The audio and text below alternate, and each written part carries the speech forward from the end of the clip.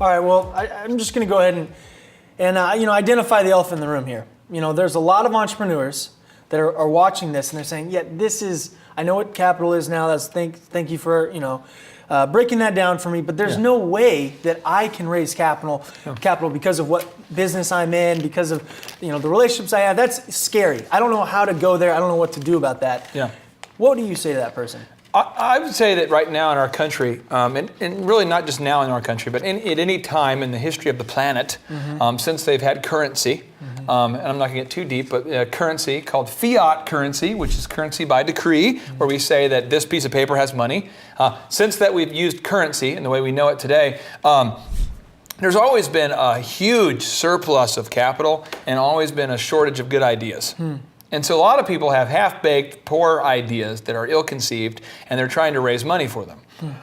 There will never be enough capital for those people. Example, maybe you have known somebody, or maybe you've done it yourself. You've got $10,000 that you found yourself with, or $5,000. You found yourself with some big amount of cash, and you found a way to spend it all immediately. Other people can take $5,000 and multiply it many times over because they're industrious with how they use the money. So anyway, I would just say that the main thing we want to think about is there's not a shortage of capital, there's a shortage of good ideas and a shortage of the ability to communicate your good ideas. So if you feel like there's a shortage of capital, you need to do a gut check or a self-check and say, am I, one, good at presenting my ideas? And two, do I even have any good ideas at this point? And I mean, a lot of businesses, the biggest issue they run into is a lack of capital that they have possession of. I understand what you're saying is there's not a lack of capital out there, but Napoleon talks about the issue that comes about when you don't have enough capital. And he says in that same book, Think and Grow Rich, he says, lack of capital. This is a common cause of failure among those who start out in business for the first time, without sufficient reserve of capital to absorb the shock of their mistakes and to carry them over until they've established a reputation.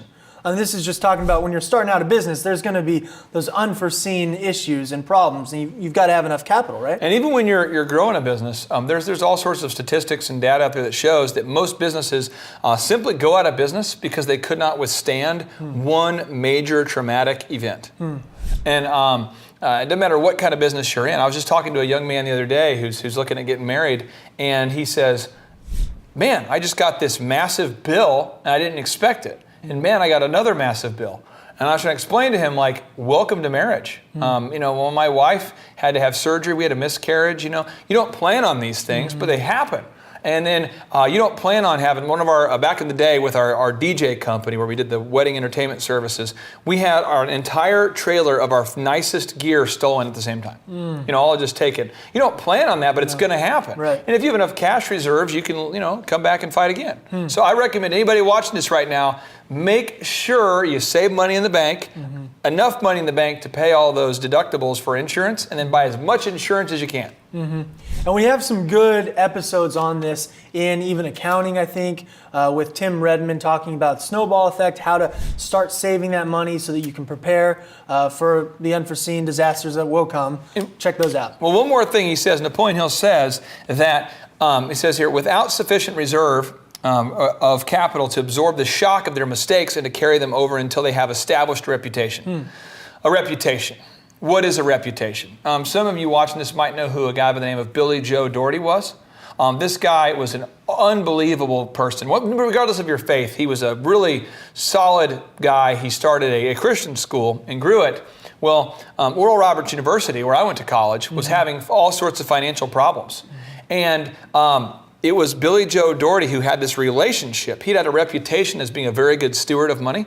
And so he found himself as the interim president of Oral Roberts University. And it was because of his reputation that the founders of Hobby Lobby were willing to invest the money needed to keep the school afloat. What does that mean? The guy who started Hobby Lobby, he had the great flood. Tulsa had a flood like in 1985. There's this massive flood that wiped out a lot of the businesses over there by the Riverwalk, or it was called by Riverside in Tulsa. And he had a lot of his business assets that were flooded.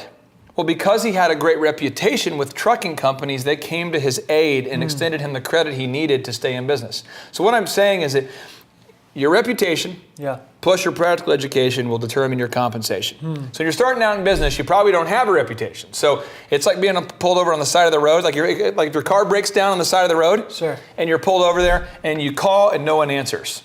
You're calling for emergency and no one answers. That's what it's like not having a reputation in business. And when you're starting out as a small business owner, you will not have a reputation. So it's really, really, really important that you have cash reserves until your reputation is such where you can have a mastermind, as Napoleon Hill defines here, this group of people that are organized for the purposes of creating money that can help you and be available to help you when you have tough situations. That's huge.